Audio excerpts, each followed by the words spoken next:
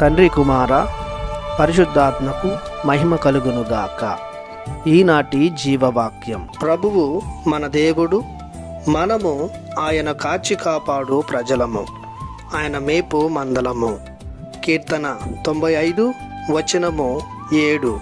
ప్రియ దేవుని బిడ్డలారా, సర్వశక్తిగల సర్వేశ్వరుని కృపకు పాత్రులైన సహోదరి సహోదరులారా, మన ప్రభువు యేసుక్రీస్తు కృపయు, తండ్రి దేవుని ప్రేమయు, పవిత్రాత్మ సహవాసము మీకు లభించునుగాక.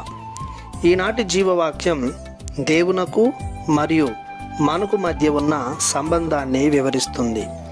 ప్రభువు దేవుడని, ఆయన స్వహస్తాలతో చేయబడిన మనకు ఆయనే ప్రభు అని, ఆయన ఊపిరిని, పోలికను, ఆకారాన్ని కలిగిన మనం, ఆయన ఆత్మను ధరించిన మనం ఆయనకు చెందిన వారమని వాక్యం తెలియజేస్తుంది. అంతేకాదు, ఆయన మనకు శాశ్వతుడైన తండ్రిగా, కాపరిగా మరియు మనము ఆయన ప్రజగా, మందగా ఉండుటకు ఒక ఒడంబడికను ఏర్పరచుకున్నాడని తెలుస్తుంది.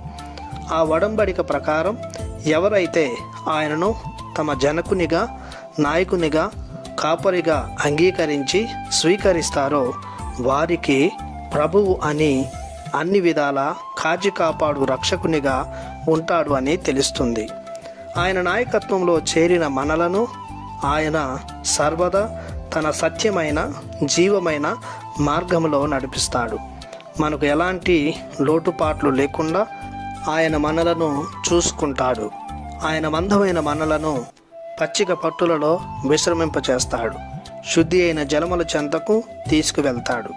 గాఢాంధకార లోయలలో పయనించినప్పుడు అండగా, తోడుగా, ధైర్యముగా ఉంటాడు. కావున ఆయన మందమైన మనం ఆయనను గౌరవించాలి, ప్రేమించాలి, విశ్వసించాలి.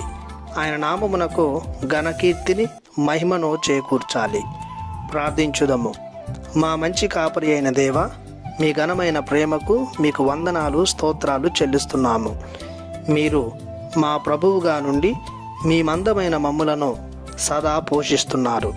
ఎలాంటి కొదవ లేకుండా కాచి కాపాడుతున్నారు. తోడుగా, నీడగా, అండగా, ధైర్యముగా నిలుస్తున్నారు. మీ కృపను చవిచూసిన మేము సదా మీ ప్రజలముగా జీవించే యోగ్యతను మాకు దయచేయమని యేసు పరిశుద్ధ నామములో ప్రార్థిస్తున్నాము తండ్రి. ఆమెన్.